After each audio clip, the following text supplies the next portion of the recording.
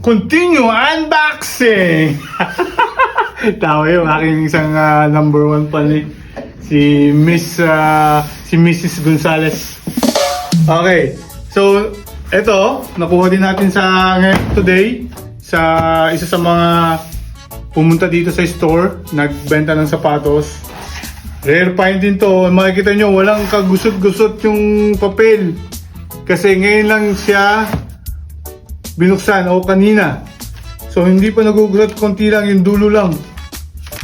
Ang tawag dito, this shoes is Jordan 1 high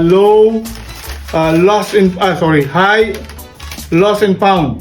Jordan 1 high, we call it lost and found. Yan. So nagkaroon na ng mga brittle kasi ang history nito is may bumiling sapatos na ito, and then naitago niya sa garage ata niya, and makikita niyo yung lumo pa ang resibo noon. Ito yung lumang resibo. How much this one? So ito yung lumang resibo noon. Ang pangalan pa ng store is Sandy Brothers Sport Depot. Yan. And then nung nakita niya uli, kaya nga lost, hindi niya napansin na hindi niya nagagamit, na lagay niya sa garage.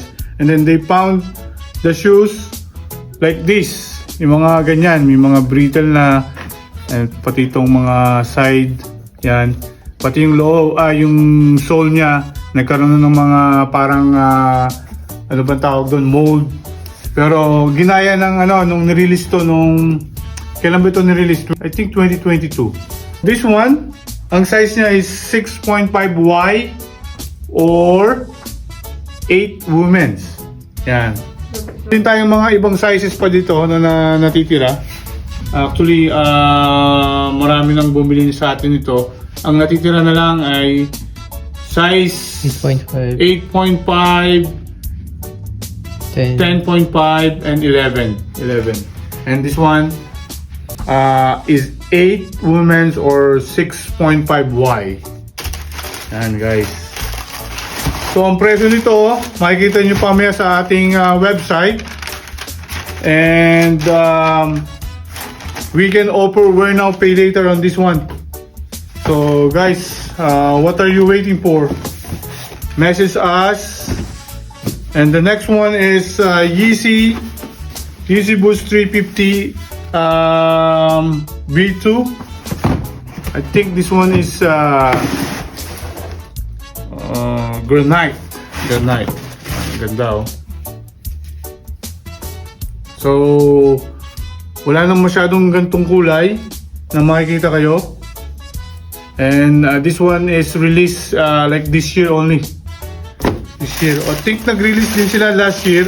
Nakakuha na tayo nito di ba? Marami na tayo na nabenta na ganito. Yan. Yeezy 350 V2 Granite. Yan, ang colorway niya Granite. Ang sarap nito sa paa. Nasubukan ko na itong Yeezy. So guys, Yeezy, let's put it here. And dapat pala na buksan natin. Ipipicturean to pa maya. Okay, so ngayon pa lang natin bubuksan to. And may proof of purchase pa nito. So yan o, actually 59.97 nung time na binili siya, 59.97. I think this one is year 1985. Tingnan natin sa resibo.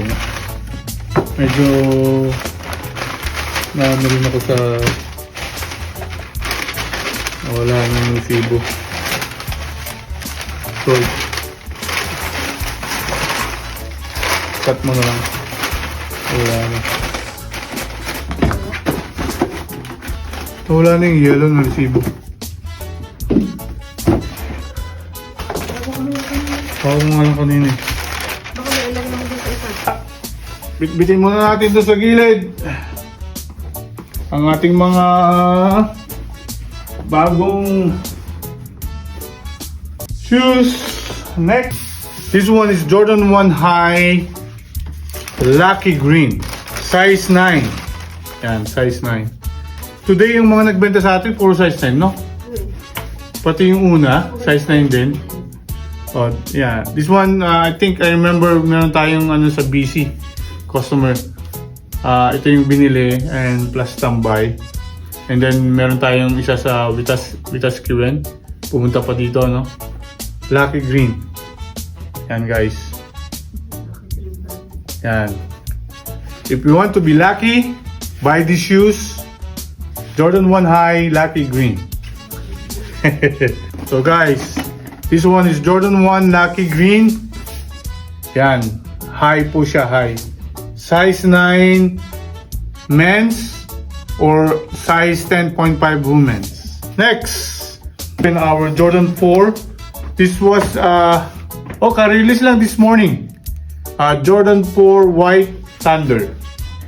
Ang ganda nito. May size up ba ako nito? Ang available sizes na meron tayo is from 9 up until 12. Up until 12. May parating pa po tayong iba na purse nito. Pumunta tayo sa iba't ibang mall and then we got 4 pairs ng Jordan 4 Jordan 4 White Thunder. Yan oh, ganda oh guys. Yan. So palagi po tayong may Jordan 4 dito sa store natin kasi ito po yung best seller natin. Aside from Kobe shoes, Jordan 4 is our best seller. And then Yeezy slides. Yun ang ating best seller dito. Yan. Okay, roll again. And this one is size 12. Ganda naman ang colorway. Pwede bang akin na lang yung size 10? Uy, ayaw nang mayari. Yan. And this one is size 10. G. Kailangan natin itong ilabas para ma-absorb ng store yung bango ng sapatos. Yan. Para pagpasok na dito sa store namin, amoy sapatos. Bumibili po kayo ng mga sapatos. Amoy pa lang ng sapatos. Made your day na. Yan. Ganda oh, Jordan 4.